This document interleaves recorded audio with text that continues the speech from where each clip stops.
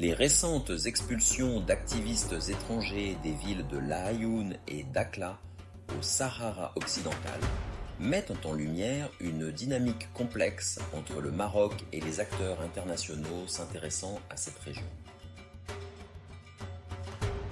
Le 2 novembre 2024, 2 activistes norvégiennes ont été interceptées à Laayoune après avoir visité le domicile de Sidi Mohamed Dadak, un militant sahraoui connu.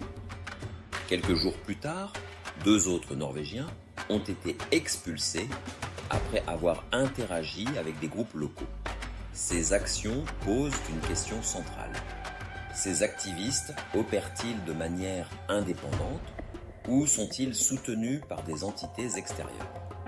Le Sahara occidental, au cœur des rivalités régionales entre le Maroc et l'Algérie, est depuis longtemps une zone d'enjeu stratégique. L'Algérie, soutien historique du Front Polisario, pourrait-elle être impliquée dans le financement ou la coordination de telles activités militantes? Des soupçons émergent quant à l'existence d'un lien entre certains activistes internationaux et des réseaux algériens visant à nuire aux intérêts marocains dans la région. Ces activistes reçoivent-ils un soutien financier ou logistique pour alimenter des discours contraires à la souveraineté du Maroc?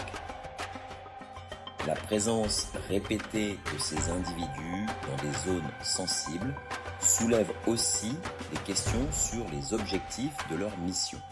S'agit-il de promouvoir les droits humains ou bien ces actions servent-elles de prétexte pour s'immiscer dans les affaires intérieures marocaines?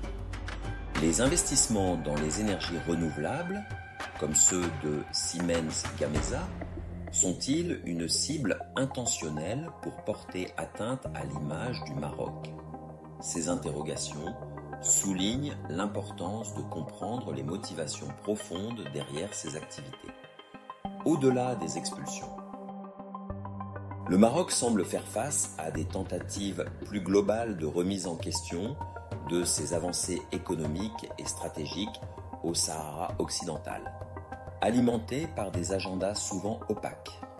Une vigilance accrue est essentielle pour préserver la stabilité et les intérêts nationaux.